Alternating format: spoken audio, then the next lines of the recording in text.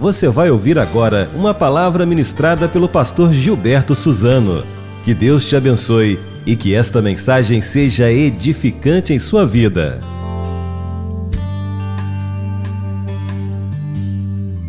O título de nossa mensagem para hoje é Comovidos pela Graça.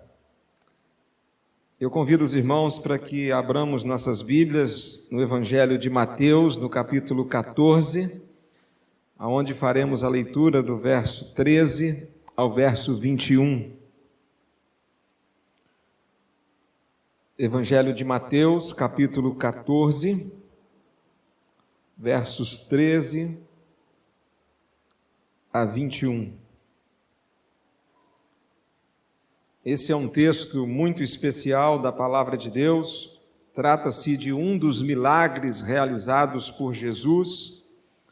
E é interessante que esse é o único milagre presente no registro dos 4 evangelhos. Tanto Mateus, Marcos, Lucas e João falam sobre a multiplicação dos pães e dos peixes.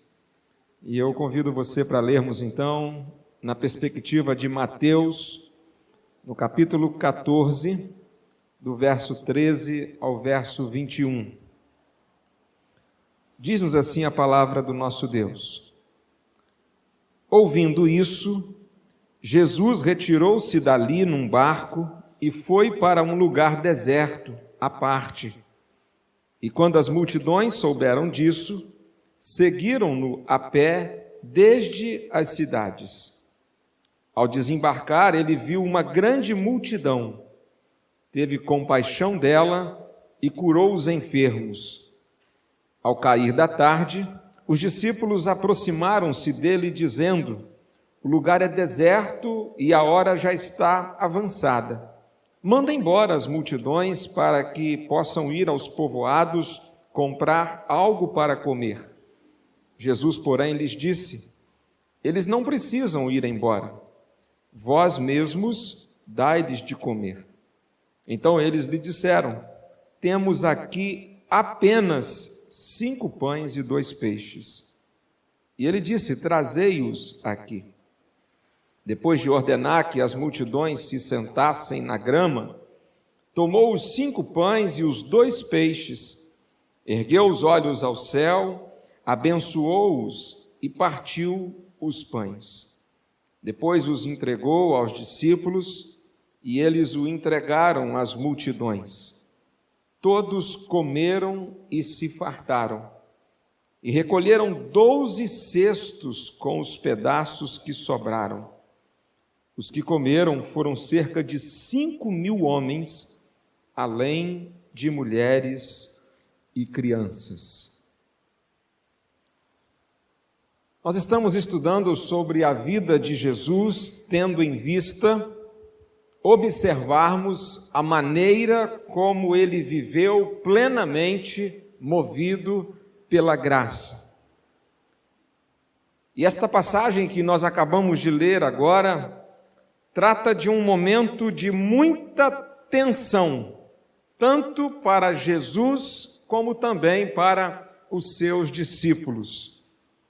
O versículo 13, de onde nós iniciamos a leitura, começa dizendo: ouvindo isso, Jesus retirou-se dali num barco e foi para um lugar deserto à parte.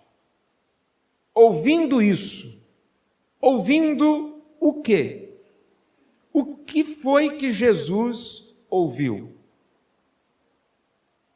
João Batista, meio primo de Jesus, tinha acabado de ser assassinado. E o verso 12, que antecede a partir do ponto em que lemos, nos diz que então os discípulos de João vieram, levaram o corpo e o sepultaram. Depois foram contar essas coisas a Jesus. Então agora já sabemos do que este verso está falando. Ouvindo isso, o quê? Acerca do assassinato de João Batista. Quando Jesus recebeu essa notícia triste, quando ele recebe essa informação de que João Batista, aquele que veio como precursor para apontar para as pessoas que Jesus era o Messias que estava prometido desde os tempos antigos, quando Jesus fica sabendo que João Batista, filho de Isabel, prima de sua mãe Maria, foi assassinado barbaramente, cruelmente por Herodes, diz a Bíblia que ele entrou num barco e se retirou para passar um momento à parte, do outro lado do lago da Galileia. Um lugar que fosse calmo, um lugar que fosse um deserto. Lucas, nos contando essa mesma história, nos informa que eles foram para a cidade de Betsaída. Marcos diz que eles estavam sem tempo até para comer. O clima de Jesus e os seus discípulos era de cansaço, de esgotamento e agora de tensão pela morte de João Batista. Nós sabemos, meus irmãos, que sendo Deus, Jesus não se cansava, nem se esgotava. No entanto, sendo também 100% homem, aquele tinha sido um dia extremamente difícil. O texto está tratando de um momento crítico, um momento de grande tensão, um momento de disse-me-disse, um momento de boatos. A morte de João Batista, ela não aconteceu por acaso. Herodes mandou matar João Batista por ordem da sua mulher, chamada Herodias, que agora se tornara sua mulher, mas antes ela era sua amante, porque era casada com o irmão de Herodes. Herodes se envolve com a cunhada, e João Batista tinha declarado para Herodias que ela estava em pecado e precisava consertar a sua vida. E por confrontar Herodes e Herodias, João Batista tem a sua cabeça num prato. Então as notícias estão rolando, estão correndo. E agora discípulos de João e discípulos de Jesus estão meio que questionando, como assim? Por que João Batista morreu de forma tão cruel? E os discípulos, tanto de Jesus quanto de João, estão vivendo esse tempo crítico, esse tempo de dúvida, esse tempo de aflição, um tempo de estresse. De alguma maneira, esse texto retrata, talvez, o clima que ronda o nosso país, principalmente nesses últimos dias. Dias tensos, dias de dúvidas, dias de boatos, dias de questionamentos, dias de estresse, dias de violência. Contudo, não podemos deixar que esse tempo difícil nos tire do foco e nos impeça de vivermos movidos pela graça. O texto nos diz que Jesus e seus discípulos, então, estão atravessando o lago da Galileia. Tem aqui uma imagem que possa talvez nos ajudar um pouco. O lago da Galileia, chamado também em alguns textos de Mar da Galileia, não era um mar aberto para o Atlântico, mas era um grande lago. E Jesus e os discípulos estão em Cafarnaum e eles vão atravessar para a cidade de Betsaida e decidem ir pelo lago, decidem fazer esta viagem de barco. E era uma viagem bem breve, talvez coisa de, no máximo, 2 horas, eles estariam em Betsaida. O versículo 13 diz que quando a multidão que seguia Jesus soube que ele tinha entrado no barco para ir para Betsaida, ou Betsaída, diz o verso 13 que a multidão partiu a pé. E eles foram apressadamente e chegaram lá em Betsaída ou Betsaida antes de Jesus. Significa que Jesus e os discípulos, eles foram navegando lentamente. Eles foram, na verdade, para fazer uma viagem que pudessem espairecer um pouco, relaxar um pouco. E quando eles desembarcaram lá em Betsaída, a grande multidão já havia chegado primeiro. Meus irmãos, na maioria das vezes nós lemos este texto na perspectiva da multidão. Nós costumamos olhar para esta passagem e nos colocarmos no lugar dos que receberam o milagre. Como gostamos de ser alvo do milagre. Nós olhamos para esta passagem tão rica, tão preciosa, e nos posicionamos do lado da multidão, uma multidão que vai experimentar um milagre da parte de Jesus. Mas nesta noite nós faremos um pouco diferente. Nós vamos olhar para Jesus. Ao invés de sermos o alvo do milagre, como sempre fazemos, nesta noite nós vamos perceber que há uma possibilidade de sermos agentes do milagre. Por isso nós vamos observar atentamente cada passo de Jesus, cada palavra de Jesus, cada atitude de Jesus, cada ação dele, sempre comovido pela graça. Em primeiro lugar, comovido pela graça, Jesus viu o estado carente das multidões.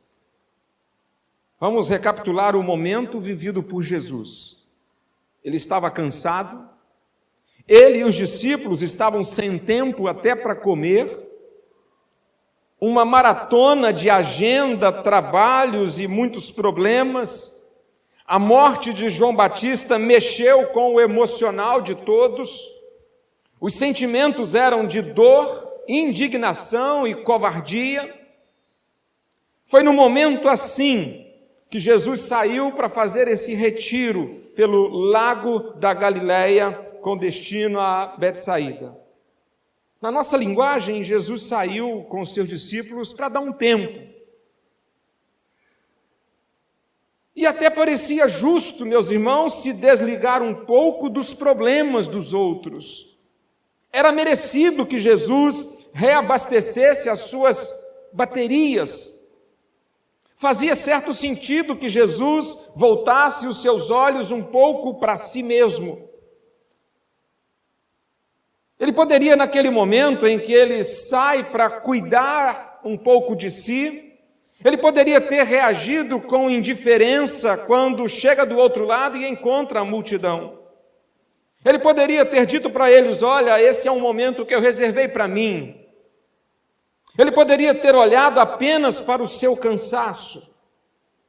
Mas o texto diz, no verso 14, que ao desembarcar, ele viu uma grande multidão. Quando ele poderia ver apenas o seu cansaço, quando ele poderia ver apenas as suas preocupações, quando ele poderia ver apenas o seu próprio desgaste, a Bíblia está nos dizendo que ele viu uma grande multidão. Ele viu. E viu atentamente, viu atenciosamente. Existe uma verdade fundamental acerca de Jesus que nós precisamos saber, porque ela tem muito a ver também com a nossa vida. Jesus não veio para ser visto, ele veio para ver. Ele veio para ver. Essa foi a missão de Jesus. Ele veio para ver aqueles que estavam perdidos. Ele veio para ver aqueles que estavam doentes. Ele veio para ver os carentes e menos favorecidos. Ele veio para ver os pobres e famintos. Ele veio para ver os que tanto sofrem. Ele veio para ver os abandonados. Veio para ver os traídos. Veio para ver os enlutados, os injustiçados, os frustrados, os decepcionados, os aflitos, os desesperados, os tristes, os que choram. Lembre-se, nós estamos observando Jesus, o que ele está fazendo. E aqui o texto diz que Jesus viu o estado carente das multidões. Meus irmãos, e nós, que dizemos que somos seguidores de Jesus, nós que dizemos que somos cristãos, imitadores de Cristo, o que nós temos visto? O que a nossa igreja tem visto? Eu concordo com um certo teólogo quando diz que o maior problema da igreja de hoje é que, ao invés de entendermos o fato de que fomos chamados para vermos a condição carente das multidões, nós queremos ser vistos pela multidão. Queremos que as pessoas nos vejam. Queremos que as pessoas vejam o nosso templo. Queremos que as pessoas vejam o nosso culto. Que as pessoas vejam a nossa boa música. Que as pessoas vejam o nosso espetáculo, o nosso show. Que as pessoas vejam os nossos festivais, as nossas festas, os nossos musicais. Que as pessoas vejam o nosso teatro. Que nos vejam uma igreja bombando. Na verdade, queremos a luz sobre nós, para que as pessoas nos vejam, quando Deus nos chamou para que nós sejamos a luz sobre Jesus, para que as pessoas vejam Jesus. Nós queremos os holofotes, sendo que Jesus nos disse para sermos os holofotes. Nós fomos chamados para ver as multidões carentes. E quando a gente vê, a gente é liberto do nosso egoísmo. Jesus viu o estado carente das multidões. E nós? O que nós temos visto? Você quer saber o que nós vemos? Quer fazer um teste rápido sobre onde estão os nossos olhos? Quer saber o que temos visto de fato? Reflita por alguns instantes no conteúdo da oração que fazemos todos os dias. Pense na sua maneira de orar. Avalie o conteúdo da sua oração. O quanto você ora por si. O quanto você ora pelos outros. Quanto de sua oração é focada em si e quanto é voltada para os outros. O meu desejo é que amanhã, segunda-feira, a nossa primeira oração do dia seja essa: Senhor, eu quero viver comovido pela graça como Jesus. Então, Senhor, abra os meus olhos para que eu veja não apenas a Tua face, mas para que eu veja também a face dos carentes, a face dos pobres, a face dos enfermos, a face dos que sofrem, a face dos abandonados, a face dos aflitos, a face dos tristes, a face dos que choram. Comovido pela graça, Jesus viu o estado carente das multidões. O que nós temos visto? Em segundo lugar, comovido pela graça, Jesus teve compaixão pelos aflitos. Ao desembarcar, ele viu uma grande multidão, teve compaixão dela e curou os enfermos. Vamos lembrar, ele estava cansado. Vamos lembrar que ele estava vivendo um momento de tensão. Vamos lembrar que ele vem de uma maratona em que estavam sem tempo até para comer. Ao desembarcar, ele viu uma grande multidão de pessoas carentes. E agora tem compaixão pelos aflitos. Marcos capítulo 6, verso 34, narrando esse mesmo texto, ao desembarcar, Jesus viu uma grande multidão e teve compaixão dela, pois eram como ovelhas que não têm pastor, e começou a ensinar-lhes muitas coisas. Jesus viu as pessoas como ovelhas que não têm pastor, um rebanho solto, sem um norte, sem uma direção, sem uma orientação, sem proteção. E ele agora tem compaixão. A ideia de compaixão é sofrer com os que sofrem. Sofrer com os que sofrem em qualquer sentido ou aspecto. O que o texto está nos dizendo é que quando Jesus viu as pessoas cansadas e desgarradas, perdidas como ovelhas sem pastor, lutando com o pecado e as dificuldades da vida, o seu coração ficou comovido por elas. Ele se preocupou com a alma dessas pessoas, e isso moveu ele a agir. Essa é uma marca do ministério de Jesus que nós devemos imitar, compaixão. Como seguidores de Jesus, nós devemos ter compaixão, compaixão pelas almas perdidas. Significa ter o desejo profundo de ver homens e mulheres retirados de sua escuridão espiritual. Significa que devemos nos mover com compaixão pelas necessidades das multidões, principalmente pela alma eterna das pessoas. Compaixão é a motivação que levou Jesus a ensinar, pregar e curar. Compaixão. E quando pensava a respeito de compaixão, de repente eu percebi que o Espírito Santo de Deus me levava a um texto das Escrituras para me fazer compreender um pouco mais o sentido bíblico de compaixão. E eu me esbarrei com a história de Moisés. Moisés era o líder de um povo. Povo esse que estava deixando o Egito em direção a uma terra que Deus havia prometido para eles. Mas nós lemos na Bíblia, em Êxodo capítulo 30, que o povo confeccionou, fabricou um bezerro de ouro, e o povo adorou esse bezerro de ouro. No momento em que Moisés estava no Sinai recebendo de Deus as tábuas com os 10 mandamentos.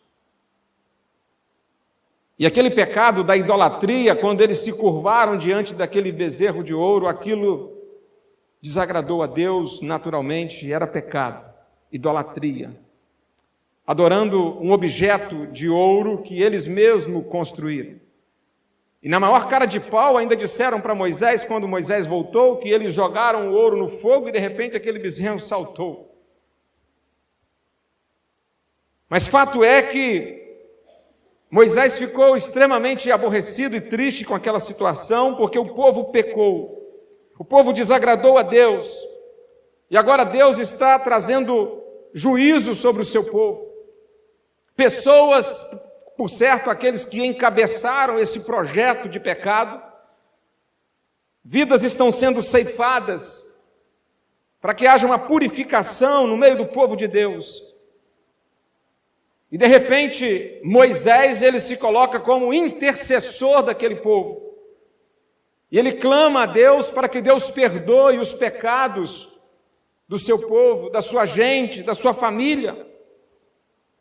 Mas houve um momento no capítulo 32 de Êxodo, no verso 31, que Moisés, ele se dirigiu a Deus de uma maneira, talvez como nenhuma outra pessoa na história.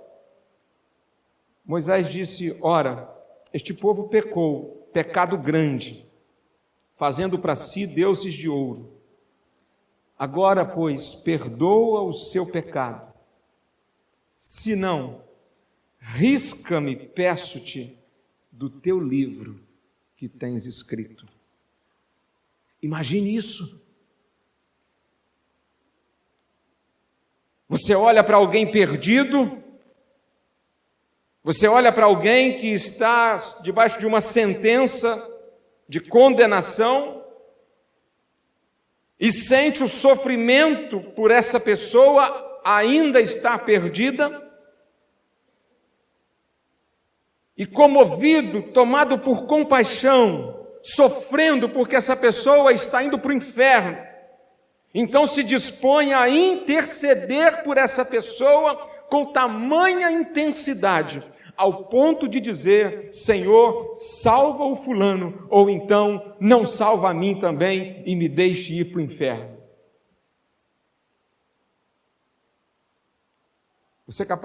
Você seria capaz de fazer uma oração dessa forma por alguém? Você seria capaz de desejar a salvação de alguém a esse ponto? Talvez aqui nós tenhamos o ápice, o clímax, no nível máximo de compaixão na vida de uma pessoa. Pense bem, se fosse possível,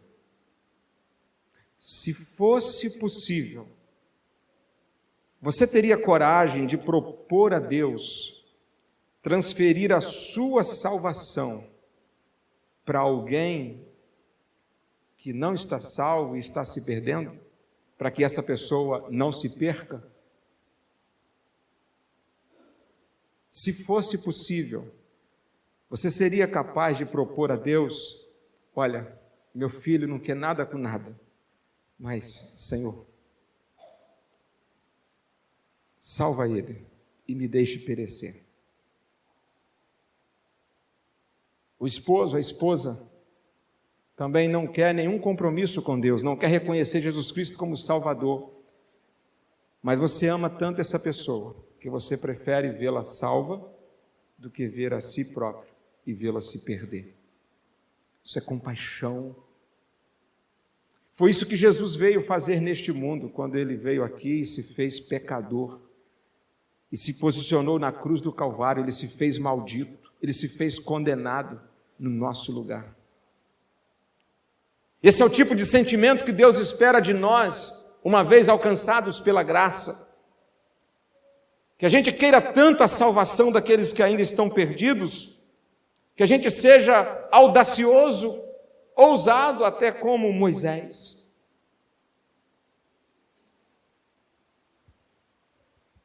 Jesus teve compaixão pelos aflitos, especialmente por aqueles que estavam perdidos, aqueles que ainda não tinham se posicionado ao lado de Deus.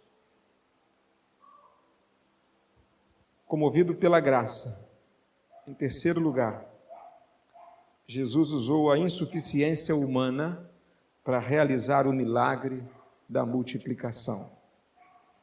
Diz o verso 15 que nós lemos que ao cair da tarde, vamos recapitular, Jesus chega do outro lado do lago da Galileia, ele viu uma grande multidão carente, teve compaixão. E agora ele está ensinando, está pregando e está curando pessoas. Comovido pela graça, ele está abençoando a vida daquelas pessoas, naquela grande multidão. Mas no finalzinho da tarde, os discípulos aproximaram-se de Jesus, dizendo: o lugar é deserto e a hora já está avançada. Manda embora as multidões para que possam ir aos povoados comprar algo para comer. Lá no Evangelho de João, capítulo 6, verso 7, nós encontramos Filipe dizendo que 200 denários eram insuficientes para satisfazer a fome daquela multidão. Eram muitas pessoas. O texto termina dizendo que eram 5.000 homens, cerca de 5.000 homens, fora as mulheres e as crianças. Acredita-se que havia em torno de 15 a 20 mil pessoas. Uma enorme multidão. Filipe diz que 200 denários equivale a 200 dias de serviço de um trabalhador. Não seria suficiente. Equivale a dizer que hoje precisaríamos talvez de mais de 6 mil reais para poder saciar a fome daqueles homens, mulheres e crianças. Filipe, ele rapidamente faz uma matemática e ele pensa logo no dinheiro. Filipe era aquele tipo de gente que confiava no dinheiro e tudo ele pensava no dinheiro. Para ele, as soluções e o segredo da vida está em se trabalhar muito para ganhar muito, para que sobrando a gente possa ter, então, com fartura. Meus irmãos, e como existem Filipes ainda hoje? São pessoas que acreditam que o dinheiro é a solução para tudo. Será que é? Por acreditar mais no poder do dinheiro é que muitos pais, mesmo cristãos, investem às vezes mais na educação acadêmica do que na formação espiritual dos filhos. É por acreditar mais no poder do dinheiro que pessoas, mesmo crentes, gastam mais tempo com trabalho e estudos para ganhar, para juntar, para guardar e acumular, do que em se relacionar com Cristo, que é de fato a fonte verdadeira de toda provisão, tanto material quanto espiritual. Voltando ao texto, existia uma necessidade de pão material. Para os discípulos, aquele não era um problema deles, nem de Jesus, e por isso eles sugerem que Jesus mande o pessoal ir embora.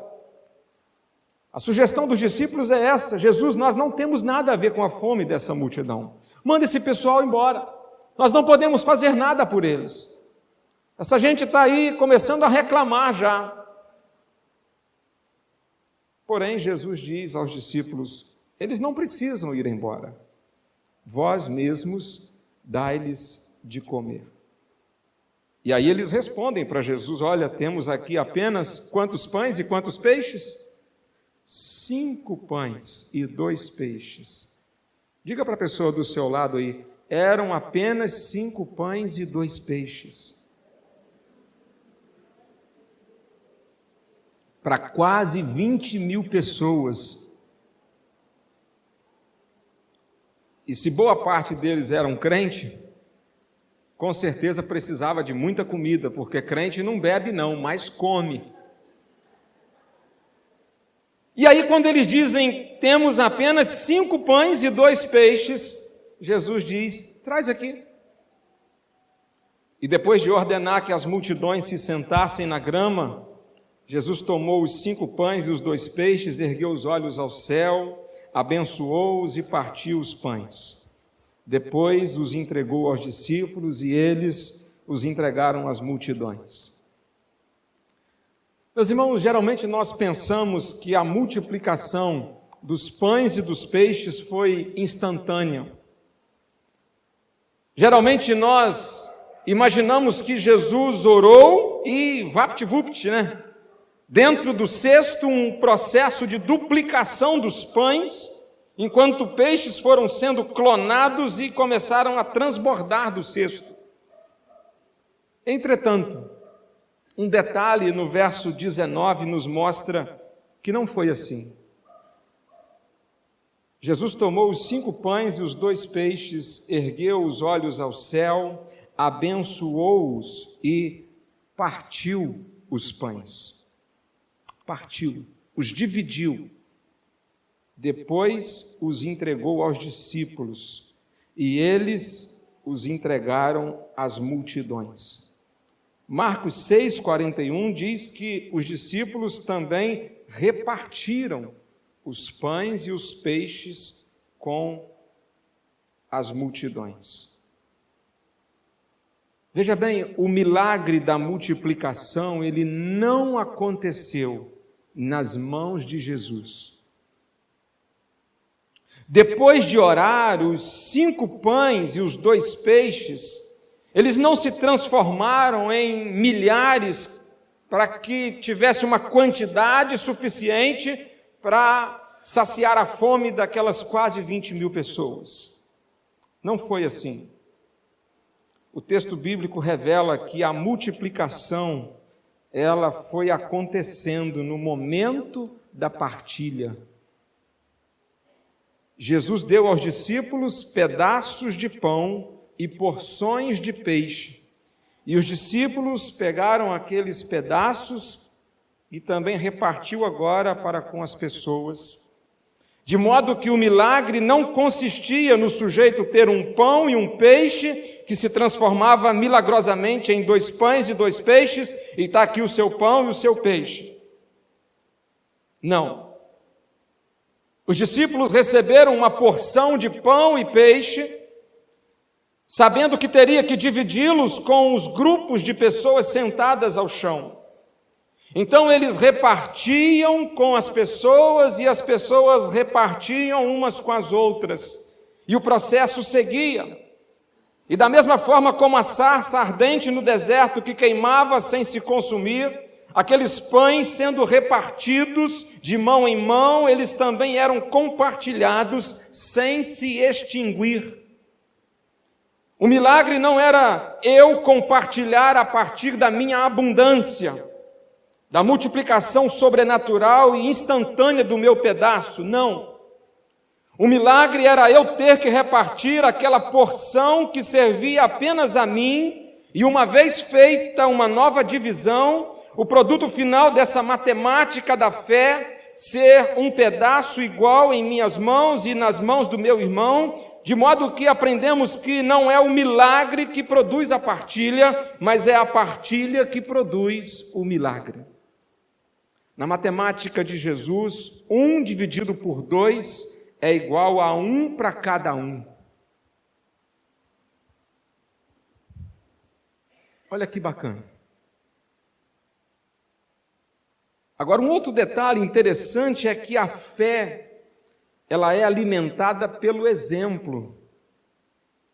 Jesus não disse para eles assim: olha, faça o seguinte, eu vou partir o meu pedaço e vou dar para vocês. E vocês peguem o pedaço de vocês e parte também com uma outra pessoa, e à medida que vocês fizerem isso, vocês vão ver que vai se multiplicando esse pão. Não, Jesus não ensinou teoricamente. Jesus apenas fez, e eles repetiram o que Jesus fez. Exemplo. Nós devemos olhar para Jesus. Devemos ver o que Jesus fez, e aí nós devemos fazer também. Meus irmãos, na igreja, ao invés de olharmos para aquele irmão, talvez com mais recurso, e pensarmos, aquele irmão mais afortunado bem podia repartir os seus bens com os mais humildes, nós devemos olhar para a nossa porção como um mínimo multiplicador comum, uma espécie de versão cristã do MMC que aprendemos na matemática. A igreja deve ser, então, esse lugar onde a multiplicação se dá de mão em mão, numa sequência onde o exemplo alimenta a fé e a fé alimenta o fluxo. O milagre de Jesus foi mais que uma obra assistencial, foi mais do que abastecer o estômago das pessoas. Naquele dia, Jesus deu uma aula de várias maneiras. Aquele milagre foi didático, pedagógico, porque ensinou que a vida consiste em partilharmos para que haja o milagre da multiplicação. Dizem que melhor que dar o peixe é ensinar a pescar. Jesus fez diferente. Ele deu o peixe e ensinou a dividir.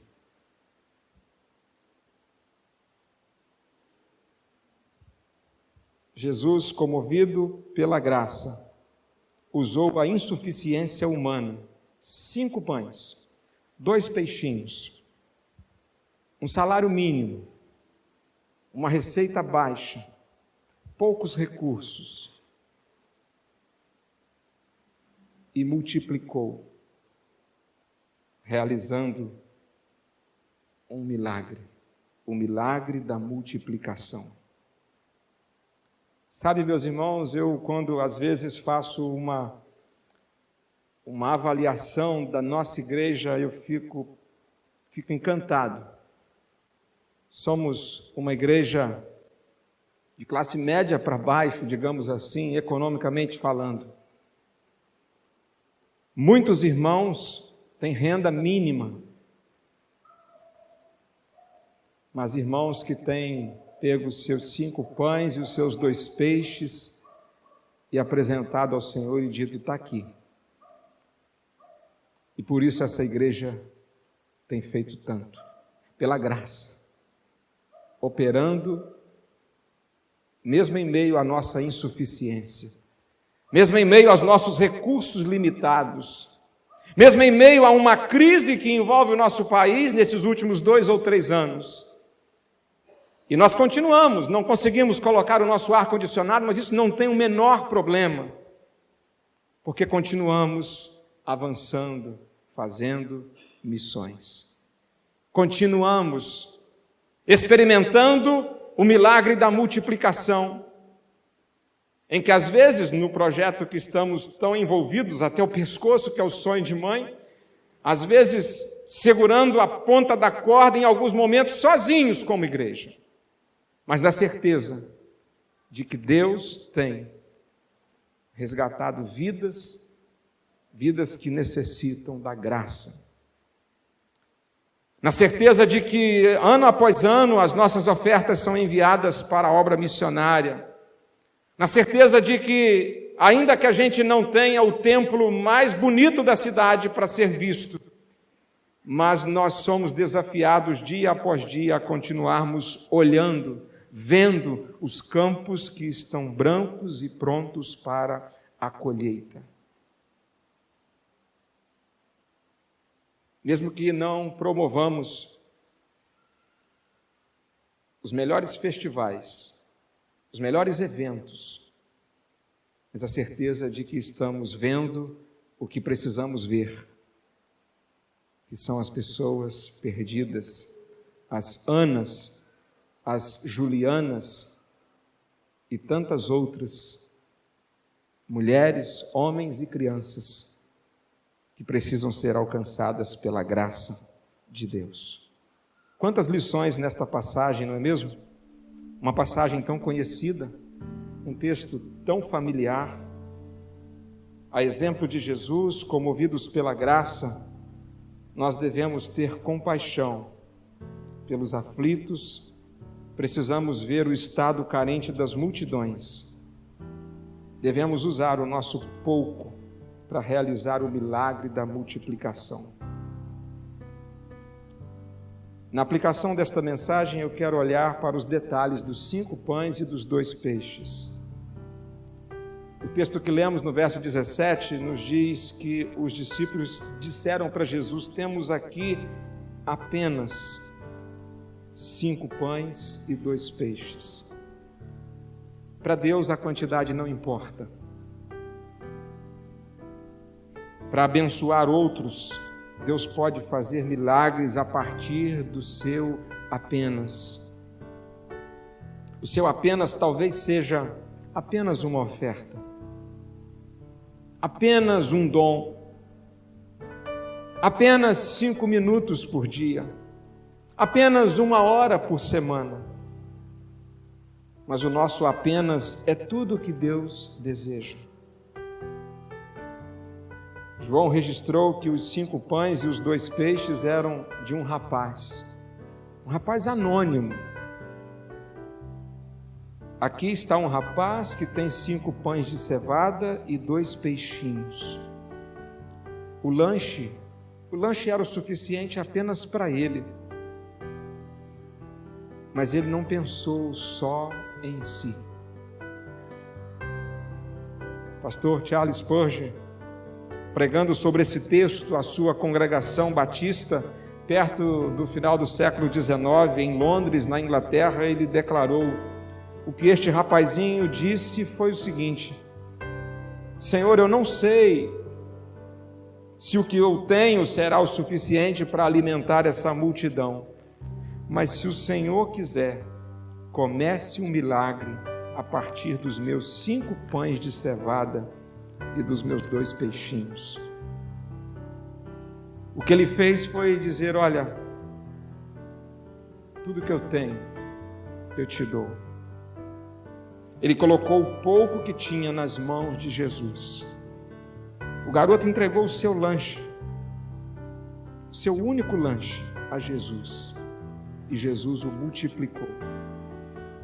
Nós não podemos fazer o milagre, mas podemos trazer o que temos e colocá-lo nas mãos de Jesus. O que você pode colocar nas mãos de Jesus nesta noite? O que você pode oferecer a Jesus nesta noite? O que você pode entregar hoje a Ele, para Ele usar, para abençoar outras vidas? Talvez seja os seus poucos recursos, talvez seja os seus bens, sua casa, seu carro, o seu talento, algum dom, alguma habilidade.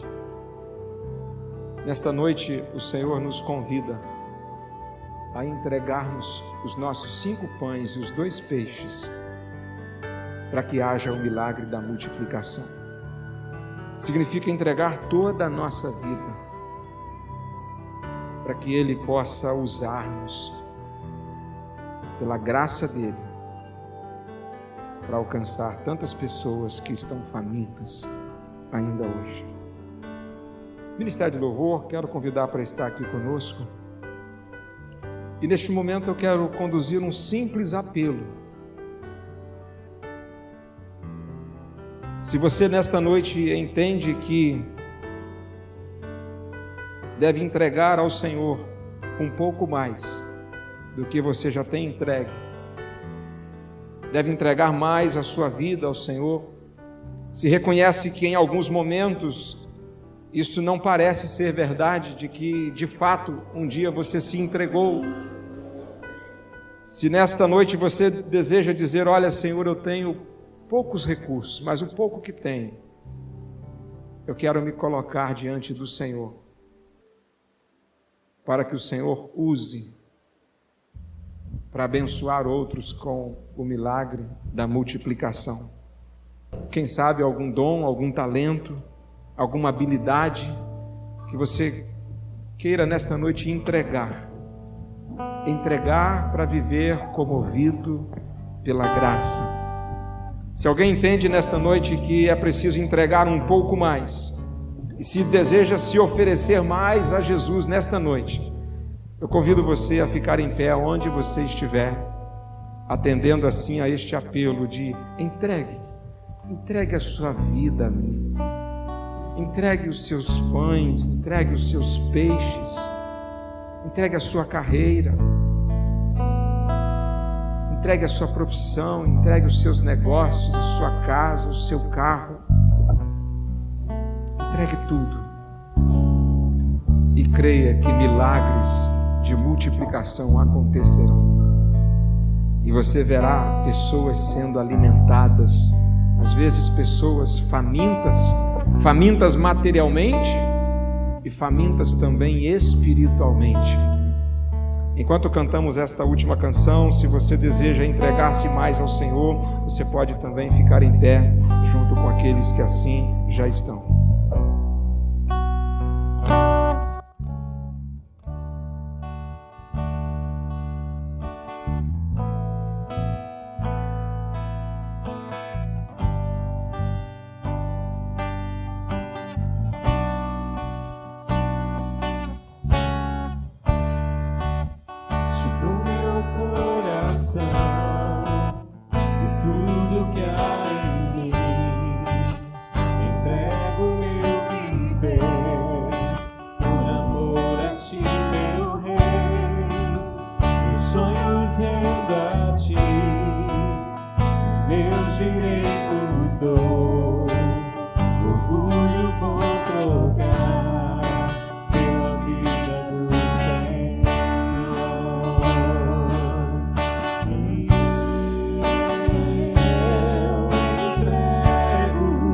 Tudo a ti.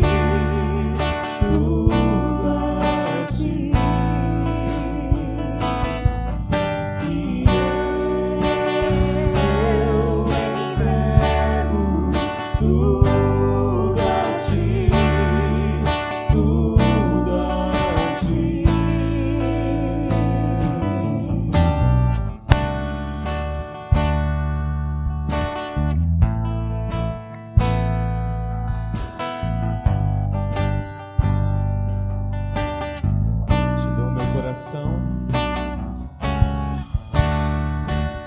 Te dou meu coração, tudo que há em mim. Te entrego meu viver, por amor a ti, meu rei.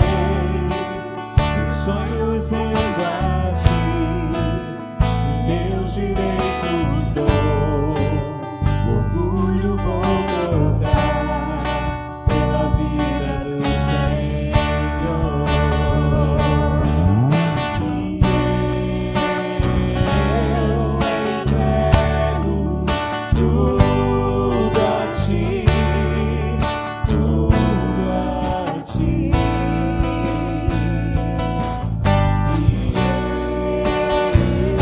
eu entrego tudo a ti, tudo a ti.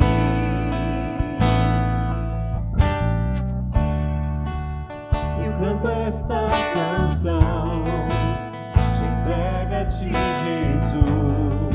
E o que o mundo dá, eu deixo aos pés da cruz. Vou conhecer a ti, o nome da louvor, sentir tua alegria, partilhando do amor. E eu entrego tudo a ti, tudo a ti. E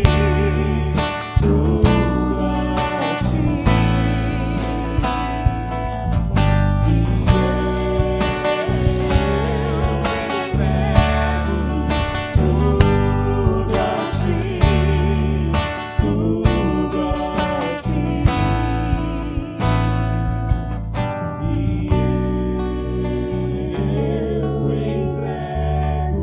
E eu entrego tudo a ti, tudo a ti.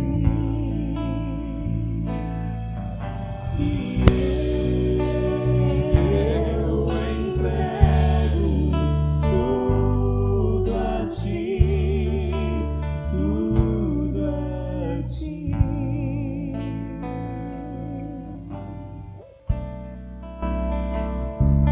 Senhor, nesta noite nós entregamos tudo ao Senhor.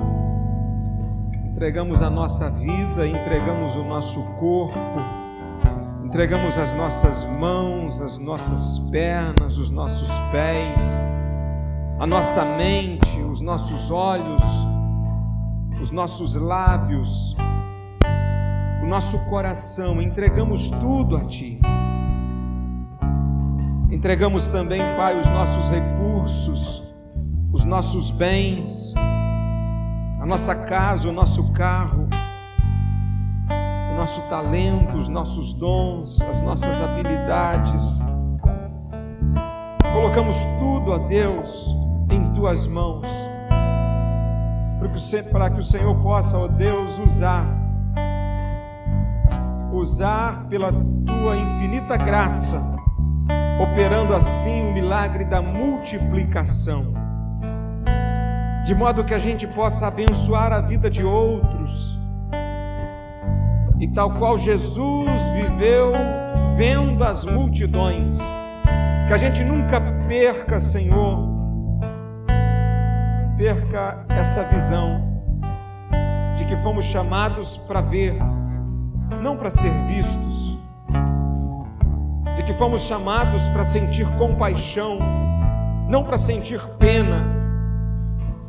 Fomos chamados para ser intercessores na intensidade de Moisés, orando, suplicando ao Senhor, nos colocando, ó Deus, na brecha para clamar ao Senhor por aqueles que ainda estão perdidos, aqueles que ainda perecem, às vezes tão perto de nós, mas parece que não temos mais compaixão em muitos momentos, nem sequer oramos, ó Deus, pelas pessoas que estão perdidas. E isso demonstra, ó Pai, o quanto nós estamos, às vezes, deixando de ver os aflitos. Abra os nossos olhos, Senhor, não apenas para ver a tua face, mas para ver a face dos perdidos que ainda estão debaixo da condenação eterna. Ó Deus, usa os nossos recursos, às vezes limitados, mas nós cremos que em tuas mãos o milagre da multiplicação é possível. E assim, pela tua graça, nós veremos vidas sendo salvas, resgatadas e a tua obra avançando. Pai, muito obrigado pela vida da nossa igreja, pela vida desta igreja. É puramente pela tua graça que o Senhor tem conduzido-nos, ó Deus, num tempo de tantas crises, mas para continuarmos avançando, fazendo a tua obra aqui neste mundo. Ah, Deus, tenha misericórdia de nós, Senhor. E nesta noite, mais uma vez, nós nos oferecemos no teu altar. Nos oferecemos em sacrifício vivo, sacrifício santo e agradável, para que o Senhor possa cumprir a tua vontade por meio de nossas vidas. Abençoe cada um que está aqui na tua casa, no templo, nesta noite. Que nós possamos ser como aquele rapazinho que entregou tudo para testemunhar grandioso milagre naquele tempo. Que nós possamos entregar tudo para a gente continuar testemunhando do teu poder neste mundo. É a oração que fazemos, agradecidos no nome de Jesus.